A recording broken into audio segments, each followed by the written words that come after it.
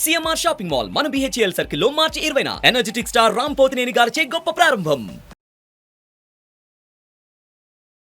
Suman TV ప్రేక్షకులకు నమస్కారం అండి. నేను మీ వెల్లి చక్రధర్. ఈరోజు మన టాపిక్ వచ్చి 20 crores-లో 20 crores in 20 years. అంటే ఒక 20 yearsలో మనం 20 crores ఎలా తీసుకొచ్చుకోవచ్చు మన ఈక్విటీ మార్కెట్ నుంచి మనం ట్రై చేసి చెప్పుకుందాం. అయితే చాలామంది చూడండి, ఒక క్వశ్చన్ అడిగేది ఏంటంటే, ఇప్పుడు ఖర్చులు బాగా పెరుగుతున్నాయి, లాంగ్ టర్మ్లో ఇంకా అంత ఇన్ఫ్లేషన్ ఉండొచ్చు, మనకే జాబ్స్ అంతంత మాత్రంగా ఉన్నాయి, ఒక జాబ్ సెక్యూరిటీస్ కావచ్చు, ఎంత కాంపిటీషన్ ఉంది, నెక్స్ట్ మన జనరేషన్కి కూడా ఇట్లాగే మంచిగా కాంపిటీషన్ ఉంటే, ఇంత కాంపిటీషన్ ఉంటే వాళ్ళు ఎలా లైఫ్లో చేస్తారు, ఏదైనా మంచి ఒక ఇన్వెస్ట్మెంట్ ప్లాన్ ఉంటే చెప్పండి అనేది ఉంది. అది చాలామందికి తెలిసింది ఏంటంటే 15 into 15 into 15 = 1 crore అనే ఒక ఫార్ములా ఉంది మనకు మ్యూచువల్ ఫండ్స్లో. చాలామంది దాన్ని ఫాలో కూడా అవుతున్నారు. అలాంటి ఫార్ములాని మన పిఎంఎస్లో వచ్చి 20 into 20 into 20 = 20 crores అంటారు. సో ఈ ఫార్ములా ఎలా ఉంటుందో చూద్దాం. సో చూడండి, చాలామందికి పిఎంఎస్ గురించి ఇప్పుడే కొంచెం బాగా అవగాహన వచ్చింది. అది కూడా ఒక సెబీ ప్రోడక్ట్ కింద కన్సిడర్ చేస్తున్నాం కాబట్టి, ఒక మంచి క్వాలిటీ పీపుల్ ఉంటారు, ఫండ్ మేనేజర్స్, వాళ్ళే దీన్ని రన్ చేస్తారు కాబట్టి ఏంటి, ఒక మంచి ప్రోడక్ట్ అని మనకు అర్థమైంది. సో ఈ పిఎంఎస్లో మనం చేస్తుంది ఏంటంటేనండి, మినిమంగా 50 lakhs వన్ టైం ఇన్వెస్ట్మెంట్ చేయాల్సి ఉంటుంది. సో ఈ మినిమంగా 50 lakhs మనం కనుక ఇన్వెస్ట్మెంట్ చేసేసి అలా వదిలేస్తే మనకి 20% CAGR అనేది వర్కౌట్ అవుతుంది. ఇప్పుడు చూడండి, చాలామంది పిఎంఎస్ఎస్లో చాలా తక్కువ రిటర్న్స్ వస్తాయండి, ఎందుకంటే కొన్నిసార్లు బెంచ్ మార్క్ కూడా బీట్ చేయవు అంటారు. ఇప్పుడు చూడండి, ఒక మ్యూచువల్ ఫండ్స్ తీసుకున్నా, ఒక పిఎంఎస్ తీసుకున్నా, మంచి మ్యూచువల్ ఫండ్స్ ఉంటాయి, అలాగే నాన్ పర్ఫార్మింగ్ మ్యూచువల్ ఫండ్స్ కూడా ఉంటాయి. మీరు కనుక గూగుల్లోకి వెళ్ళి కానీ, లేదా ఒక మనీ కంట్రోల్, లేకపోతే ఒక వాల్యూ రీసెర్చ్, లేదా ఒక ఎకనామిక్ టైమ్స్ వాళ్ళ వెబ్సైట్స్కి వెళ్ళి టాప్ బెస్ట్ ఫండ్స్ అని కొడితే, లార్జ్ క్యాప్స్ అని కొట్టారనుకోండి, లార్జ్ క్యాప్లో the best large cap ICICI blue chip అని వస్తుంది, లేదా ఎడల్వైజ్ లార్జ్ క్యాప్ అని వస్తుంది. అవి టాప్లో ఉన్నాయనుకోండి, బాటంలో మనకు వచ్చి ఎల్ఐసి మ్యూచువల్ ఫండ్ వాళ్ళ లార్జ్ క్యాప్ కావచ్చు, లేకపోతే హెచ్ఎస్బిసి ప్రెసెంట్ కండిషన్స్లో ఇన్ 2024లో రేపొద్దున కొంచెం మారచ్చు. సో అట్లాంటి వస్తాయి. సో మనకి టాప్ 20 తీసుకుంటే, మనం ఎలాగైతే టాప్లో మనం ఇన్వెస్ట్మెంట్ చేస్తామో, అలాగే పిఎంఎస్లో కూడా 35% CAGR ఇచ్చిన కన్సిస్టెన్సీగా ఇచ్చిన పిఎంఎస్లు ఉన్నాయి, 25% CAGR కన్సిస్టెన్సీగా ఇచ్చిన పిఎంఎస్లు ఉన్నాయి, అలాగే 9%, 12% ఇచ్చే పిఎంఎస్లు కూడా ఉన్నాయి. మనం ఎందుకు 9%, 12% ఇచ్చే పిఎంఎస్లో మనం ఇన్వెస్ట్మెంట్ చేయం కదా, అది నేను రికమెండ్ చేయను, మీరు ఇన్వెస్ట్మెంట్ చేయరు. సో మన కాన్సన్ట్రేషన్ అంతా ఇండియాలో టాప్ 5 ఆర్ టాప్ 6 పిఎంఎస్లోనే మన కాన్సన్ట్రేషన్ అంతా ఉంటుంది కాబట్టి, అట్లాంటి పిఎంఎస్ చూస్తే సిన్స్ ఇన్సెప్షన్ కూడా మనకి 30%, 40% CAGR ఇచ్చిన పిఎంఎస్లు చాలా ఉన్నాయి ఇండియాలో. సో అట్లాంటి మంచి స్ట్రక్చర్డ్ పిఎంఎస్ని మనం ఇన్వెస్ట్మెంట్ చేస్తాము. అలాంటి వాటిలో మనం రికమెండేషన్ కూడా చేస్తాం కాబట్టి రిటర్న్స్ అనేవి మనకు అలాగే వస్తాయి. ఇప్పుడు చూడండి, చాలామంది లైఫ్లో ఎస్ఐపి చేద్దాం అనుకుంటారు. అది 1 lakh, 2 lakhs ఎస్ఐపి చేసేవాళ్ళు ఏమవుతుందంటే, మనకున్న ఈ కాస్ట్ ఆఫ్ లివింగ్ వల్ల మనం అంతంత ఎస్ఐపిస్ లాంగ్ టర్మ్ చేయలేకపోతాం. ఇప్పుడు చూడండి, బిజినెస్ కొంతమందికి ఓన్లీ ప్రైమ్ టైంలో ఉంటుంది. ఒక 4 years మంచి బీమ్లో ఉన్న బిజినెస్ ఆఫ్టర్ 4 years తర్వాత డాస్ట్గా ఫాలో అనేది చూస్తుంటాం. సైకిల్స్ అనేవి ఉంటాయి. సో ప్రతి ఒక్క మనిషి లైఫ్లో అప్ అండ్ డౌన్స్ సహజమే. కాబట్టి ఏంటంటే, ఒక్కసారి కనుక మనం ఇన్వెస్ట్మెంట్ చేసేసి ఫ్యూచర్లో మనం మళ్ళీ ఇన్వెస్ట్మెంట్ చేయగలుగుతామా లేదా అనేది, ఇప్పుడు చూడండి, ప్రైమ్ గోల్స్ అంటారు కొన్ని. చిల్డ్రన్ ఎడ్యుకేషన్ కావచ్చు, వాళ్ళ మ్యారేజ్ కావచ్చు, మన రిటైర్మెంట్ కావచ్చు, ఇవన్నీ ఒక ప్రైమ్ గోల్స్. వాటి కోసం మనం లాంగ్ టర్మ్లో ఇన్వెస్ట్మెంట్ చేయగలిగామా లేదా డౌట్ ఉన్నప్పుడు, ఒకేసారి కనుక మనం 50 lakhs ఇన్వెస్ట్మెంట్ చేసేస్తే ఫర్దర్గా మనం ఇంకేం చేయకుండా అదే గ్రో అవుతుంటుంది.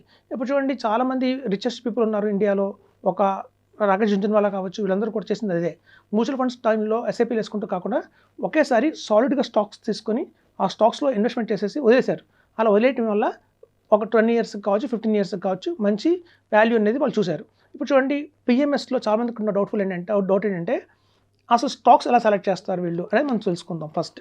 ఇప్పుడు చూడండి, స్టాక్స్ అనేది ఎలా సెలెక్ట్ చేస్తారంటే, అవుట్ ఆఫ్ 6,000 స్టాక్స్ మీద ఫస్ట్ వీళ్ళు చేసే రూల్ ఏంటంటే, మినిమం 10 years నుంచి ఆ కంపెనీ ఎగ్జిస్టెన్స్లో ఉండాలి. అంటే మా ఇండియాలో ఆ కంపెనీ మినిమం 10 years నుంచి ఉండాలి. సో అట్లా తీసినప్పుడు ఏంటంటే, ఫస్ట్ స్టెప్లో అవుట్ ఆఫ్ 6,000 స్టాక్స్లో ఆటోమేటిక్గా 4,500 స్టాక్స్ ఎలిమినేట్ అయిపోయి ఒక 1,500 స్టాక్స్ దగ్గర మనకి వస్తాయి. సో ఆ 1,500 స్టాక్స్లో కండిషన్ ఏంటంటే, ఇవన్నీ 10 ఏళ్ల నుంచి ఇండియాలో ఉన్నాయి. ఆ 10 ఏళ్ల నుంచి కూడా ఎవ్రీ ఇయర్ ఒక్కసారి కూడా లాస్ కాకుండా కంటిన్యూస్గా ప్రాఫిట్లోనే ఉన్న స్టాక్స్ని సెలెక్ట్ చేస్తారు. అలా తీసుకున్నప్పుడు ఏమందంటే, ఈ 1,500 కంపెనీస్లోంచి మళ్ళీ ఒక 800 స్టాక్స్ ఫిల్టర్ అయిపోతాయి. మనకు ఒక 700 స్టాక్స్ చేతిలోకి వస్తాయి. సో ఈ 700 స్టాక్స్ ఏంటి అంటే, 10 years నుంచి ఇండియాలో ఉంటూ ఎవ్రీ ఇయర్ ఆన్ ఇయర్ ప్రాఫిట్లోనే ఉన్నాయి, ఎప్పుడు లాస్ అనేది లేదు. సో అట్లాంటి స్టాక్స్ మనకి ఈ 700 వచ్చేసాయి. ఈ 700 వచ్చిన స్టాక్స్లోంచి మళ్ళీ ఇంకో కండిషన్ ఏంటంటే, డెట్ ఉండకూడదు వాటికి. ఆ కంపెనీస్కి ఎటువంటి పరిస్థితుల్లో అక్కడ డెట్ ఉండకూడదు. అలా చూసినప్పుడు మళ్ళీ వెంటనే ఇంకో 300 స్టాక్స్ వచ్చేస్తాయి, ఫిల్టర్ అయిపోతాయి. సో ఇప్పుడున్న 300 స్టాక్స్ ఏదైతే చేతిలో ఉన్నాయో ఈ కంపెనీ మీద త్వరగా వాళ్ళు సెర్చ్ చేసి ఆ కంపెనీ ఎండీతో కావచ్చు, ఆ కంపెనీ యొక్క మేనేజ్మెంట్తో కావచ్చు, సీఈఓతో కావచ్చు మాట్లాడి వాళ్ళ కాంపిటీటర్స్ ఎవరు, వాళ్ళకి ఎట్లాంటి మార్కెట్లో ఇంకా నెక్స్ట్ 3 to 5 ఇయర్స్లో వాళ్ళు ఎక్కడ ఉండబోతారు వాళ్ళకి అని బాగా క్షుణ్ణంగా తెలుసుకొని వాళ్ళ బ్యాలెన్స్ షీట్స్ అని బాగా చదివి అట్లాంటి 300 స్టాక్స్లోంచి ఒక 100 స్టాక్స్ని పిక్ చేస్తారు. సో ఈ 100 స్టాక్స్ ఎలా వచ్చాయి అంటే ఫస్ట్ కండిషన్ 10 ఇయర్స్ నుంచి ఉన్నాయి, అబోవ్ ఉన్నాయి, 10 ఇయర్స్ నుంచి ప్రాఫిట్ తప్ప లాస్ అనేది లేదు ఆ కంపెనీస్కి. అట్ ద సేమ్ టైం వాటికి ఎటువంటి డెట్ లేదు, సేమ్ టైం అట్లాంటి కంపెనీస్కి ఎటువంటి కాంపిటీషన్ కూడా నియర్ బై లేదు, వాళ్ళకి నెక్స్ట్ 5 ఇయర్స్ దాకా ఆల్రెడీ మంచి గ్రోత్ అనేది ఉంది అనుకున్న స్టాక్స్ మాత్రమే వస్తాయి. సో ఇట్లా ఫిల్టర్ చేసిన తర్వాత వచ్చే ఈ 30-40 స్టాక్స్ అయితే ఉంటాయో ఆల్రెడీ వాళ్ళ మేనేజ్మెంట్తో ఇంటర్వ్యూలు తీసుకున్న తర్వాత వీళ్ళు సెలెక్ట్ చేస్తారు ఒక 30 స్టాక్స్. సో ఇట్లాంటి 30 స్టాక్స్ ఎంత రూట్స్ ఎంత స్ట్రాంగ్గా ఉంటాయి అంటే ఈవెన్ మార్కెట్స్ కొంచెం పడ్డా కూడా ఇవి కొంచెమే పడతాయి. వెన్ బుల్ మార్కెట్ వచ్చినప్పుడు ఎక్కువ మంది ఇన్వెస్ట్ చేసేది ఇట్లాంటి కంపెనీస్లోనే, ఇట్లాంటి స్టాక్స్లోనే ఇన్వెస్ట్ చేస్తారు. కాబట్టి గెయిన్ కూడా చాలా బాగా ఉంటుంది.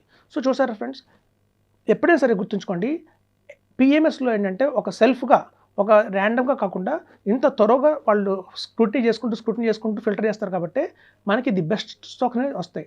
సో అట్లా బెస్ట్ స్టాక్స్లో కనుక మనం ఇన్వెస్ట్మెంట్ ఉంటే మనం కూడా ఎలా ఫీల్ అవ్వాలి అంటే ఓకే ఇట్లాంటి బెస్ట్ కంపెనీస్లో మనం కూడా పార్ట్నర్స్గా ఉన్నాము, ఒక ఇన్వెస్టర్గా కాకుండా ఒక పార్ట్నర్గా ఉన్నాము అన్న ఫీలింగ్లో మీకు ఆటోమేటిక్గా వస్తుంది. సో మీరు అంత స్ట్రాంగ్గా నమ్ముతున్న కంపెనీస్ కాబట్టి అవి మీరు ఒక 20 ఇయర్స్ వాటితో ట్రావెల్ చేయడానికి మీకు ఎటువంటి ఇబ్బంది ఉండదు. సో కాబట్టి అట్లా ఎవ్రీ 3 months ఈవెన్ దో వాళ్ళు అలాంటి అలా సెలెక్ట్ చేసిన 30 స్టాక్స్ కూడా ఎవ్రీ 3 monthsకి రిపోర్ట్ చేసి సర్వే చేసి రీసెర్చ్ చేసి మళ్ళీ వాటి ఉన్న రికార్డ్స్ వాళ్ళకి ఆడిట్ చేసుకుంటూ అవి కరెక్ట్ అయినా కాదా, మళ్ళీ ఏదైనా కంపెనీ యాడ్ చేద్దామా డిలీట్ చేద్దామా అని ఆ పిఎంఎస్ టీమ్ చూసుకుంటుంది. కాబట్టి మనం హ్యావ్ ఏ నిశ్చింతగా ఉండొచ్చు.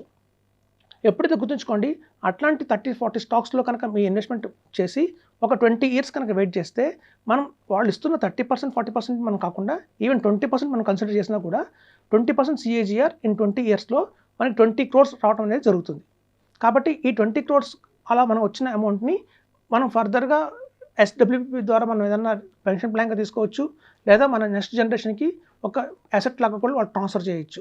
కాబట్టి గుర్తుంచుకోండి, ఎప్పుడైనా లాంగ్ టర్మ్లో ఒక అసెట్స్లో ఒక మంచి గెయిన్ చేయాలన్నా, ఒక ఎక్సలెంట్గా మీకు ఒక కార్పస్ బిల్డ్ అవ్వాలి అన్నా కూడా SIP మోడ్లో కాకుండా లంసమ్గా కనుక కెపాసిటీ ఉంటే కనుక ఇన్వెస్ట్మెంట్ చేయండి. నాకు చాలామంది ఇన్వెస్ట్ చేసే వాళ్ళు ఎవరంటే ఈ బిల్డర్స్, ఎక్కువ మంది builders, doctors, chartered accountants, advocates వీళ్ళందరూ కూడా చాలామంది మొగ్గు చూపిస్తున్నారు పిఎంఎస్ మీద. పిఎంఎస్ చాలామంది అనుకునేది ఏంటంటే ఇది ఒక లగ్జరియస్ ప్రోడక్ట్ అని, ఓన్లీ ఎట్లాంటి సెలబ్రిటీస్ మాత్రమే ఇందులో ఇన్వెస్ట్మెంట్ చేస్తారని అనుకుంటారు. కాదండి, ఒక సామాన్యుడిని కూడా సెలబ్రిటీగా మార్చేదే పిఎంఎస్. కాబట్టి ఎవరి దగ్గరైనా 50 lakhs ఉన్నా, నియర్ బై 50 lakhs ఉన్నా, ఒక మ్యూచువల్ ఫండ్స్లో ఆల్రెడీ 20 lakhs ఉన్నాయి, షేర్స్లో ఆల్రెడీ 10 lakhs ఉన్నాయి, ఒక ల్యాండ్లో 10 lakhs వస్తున్నాయి, ఇట్లా ఉన్న అన్నింటినీ తీసుకొచ్చి కనుక 50 lakhs చేస్తే మనం పిఎంఎస్లోకి ఎలిజిబిలిటీ అవుతామండి. యాక్చువల్గా 2019 దాకా కూడా పిఎంఎస్లో మినిమం టికెట్ సైజ్ 25 lakhs ఉండేది. 2019 నుంచి 50 lakhs కింద సెబీ మార్చింది. ఇప్పుడు 2004లో ఉన్నాము. ఏ క్షణంలో అయినా ఈ PMS ticket size minimum 50 lakhs నుంచి 1 crore అయిపోతుందండి. కాబట్టి మీరు దీని ఒక వార్నింగ్ సైన్ లాగా తీసుకోండి. 50 lakhs నుంచి మనం ఎప్పుడైతే 1 crore అవుతుందో చాలామంది దీన్ని చేయలేరు. ఒక మంచి ప్రోడక్ట్ని మనం మిస్ అయిన వాళ్ళం అవుతాం. కాబట్టి వెంటనే మంచి అడ్వైజర్ని సంప్రదించి పిఎంఎస్లోకి ఎంటర్ అవ్వాలని చెప్తున్నాను. థ్యాంక్ యూ అండి. సుమన్ టీవీలో మీ పర్సనల్ అండ్ బిజినెస్ ప్రమోషన్స్ కోసం కింది నెంబర్కి కాంటాక్ట్ చేయండి.